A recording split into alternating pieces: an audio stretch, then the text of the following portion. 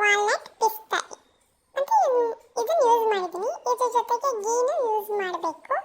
ಯಾವ ರೀತಿ ಅಂತ ನೋಡಿ. ಅದ್ರ ಜೊತೆ ಒಂದು ಸ್ವಲ್ಪ ವಿಳೆದೆಲೆ ಹಾಕಿದ್ದೀನಿ.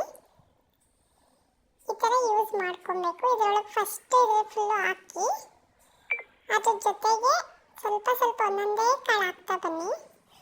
ಫುಲ್ ಆಯ್ತಲ್ವಾ ನೋಡಿ. ಇಷ್ಟು ಹಾಕಿದ್ದೀನಿ. ಬಾದಾಮಿ, ವಾಲ್ನಟ್ಟು, ಒಂದೆರಡು ಪಿಸ್ತಾ ಹಾಕಿದ್ದೀನಿ.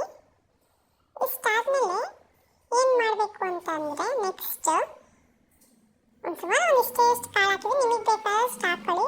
ಒಂದು ಸ್ವಲ್ಪ ಗೀನೋ ಇಲ್ಲಾಂದರೆ ನಿಮ್ಗೆ ಅನುಕೂಲ ಆಗೋಂಥ ಆಯಿಲ್ ಅಂದರೆ ಮೇ ಬಿ ಇದನ್ನು ಯೂಸ್ ಮಾಡ್ಕೊಳ್ಳಿ ನೀವು. ಅಂದರೆ ತಲೆಗೆ ಹಾಕ್ತಾರಲ್ಲ ಕೊಬ್ಬರಿ ಎಣ್ಣೆ, ಅದು ಕೊಕೊನಟ್ ಆಯಿಲ್ ಯೂಸ್ ಮಾಡ್ಕೊಬೋದು, ಅದು ನಡೆಯುತ್ತೆ. ನಾನು ಯೂಸಲಿ ಗೀ ಯೂಸ್ ಮಾಡಿದ್ದೀನಿ. ಒಂದು ಸ್ವಲ್ಪ ನೆನೆಯಾಗಿ ಬಿಡಿ, ಅದರೊಳಗೆ ಹೋಗ್ಬೇಕಲ್ವಾ ಅದರ ಅಂಶ. ಹಾಗಾಗಿ ನೆನೆದ್ಮೇಲೆ ನೆಕ್ಸ್ಟ್ ಏನು ಮಾಡಬೇಕು ಅಂತ ನಿಮಗೆ ಗೊತ್ತಲ್ಲ. ಸ್ವಲ್ಪ ನೆನೆದ್ಮೇಲೆ ಒಂದೆರಡು ಅದೇ ವಿಳೆದೆಲೆ ಅಂತ ಹೇಳಿದ್ಮೇಲೆ ಸ್ವಲ್ಪ ಒಂದು ಲೈಟಾಗಿ ಇವನಷ್ಟೇ. ಅದು ಬಿಟ್ಟು ಹಿಂಗೆ ಹಚ್ಚಬೇಕು. ಸ್ವಲ್ಪ ಹತ್ತುತ್ತೆ. ಹತ್ತಲಿಲ್ಲ ಒಂದು ಸ್ವಲ್ಪ ಬತ್ತಿ ಹಾಕಿ ಹಚ್ಚಿ ಹತ್ತುತ್ತೆ. ನಾನು ಹಿಂಗೆ ಹಚ್ಚಿದಾಗ ಫುಲ್ಲು ಹತ್ಕೊಳ್ಳುತ್ತೆ. ಸ್ವಲ್ಪ ನಿಧಾನವಾಗಿ ಉರಿಯುತ್ತೆ. ಹುರಿದ್ಮೇಲೆ ಸರಿ ಹೋಗುತ್ತೆ. ಅದು ಫುಲ್ಲು ನಿಧಾನ ಹುರಿದು ಫುಲ್ಲು ಡ್ರೈ ಆಗುತ್ತೆ. ಸುಮಾರು ಒಂದು ಹಾಫ್ ಆನ್ ಅವರ್ ಬೇಕಾಗುತ್ತೆ. ಹಾಫ್ ಆನ್ ಅವರ್ ಆದಮೇಲೆ ಫುಲ್ಲು ಬ್ಲ್ಯಾಕಿಶ್ ಆಗುತ್ತೆ. ಯಾವ ಥರ ಮಾಡಬೇಕು ಅಂತ ತೋರಿಸಿ ವಿಡಿಯೋ ಫುಲ್ಲು ಕೊನೆ ಗಂಟೆ ನೋಡಿ. ನಿಧಾನ ಕುರಿತಾ ಇದೆ.